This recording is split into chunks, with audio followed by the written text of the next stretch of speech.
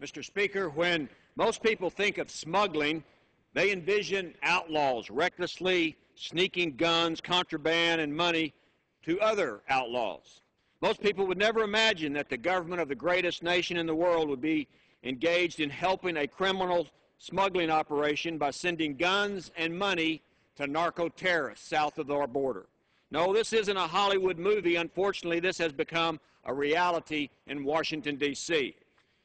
The Justice Department, with the aid of the ATF, facilitated the smuggling of over 2,000 weapons to drug cartels to the national enemy of Mexico, in Mexico.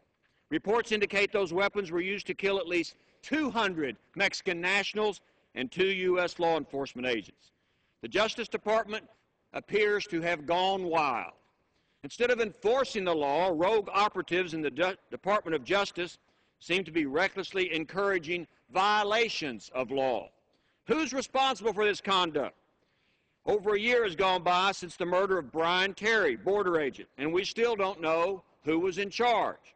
Brian Terry was murdered by one of those Fast and Furious guns. The Attorney General says he was just unaware of Fast and Furious. He claims he either didn't get the memo or maybe he didn't read the memo.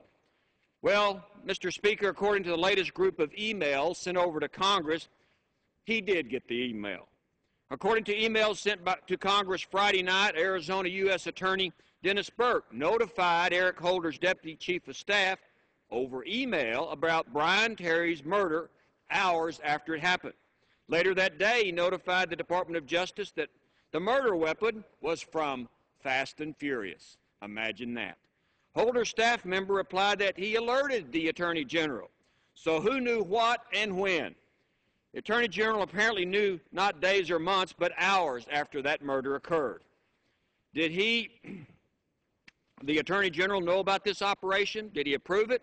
In any event, the Attorney General should resign because it all happened under his watch. He is the one in charge of the Justice Department.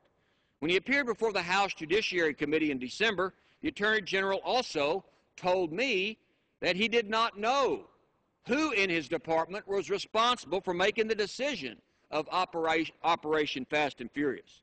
So is the Attorney General now claiming there's a rogue operation of moles in the Department of Justice that authorized and carried out these smuggling missions? We want to find out. To coin a phrase from Senator Hillary Clinton on another subject, the fact he did not know about this massive operation requires a willing suspension of disbelief. The Attorney General is the chief officer in the country. Whoever did know about this and approved it may have violated U.S. or international law. They need to be held accountable, even if it means, Mr. Speaker, somebody goes to jail. But that is not the case. The rogue criminals responsible for carrying out Fast and Furious still work in the Justice Department. These individuals have not been fired, criminally prosecuted for their reckless actions. Some have actually been promoted or transferred.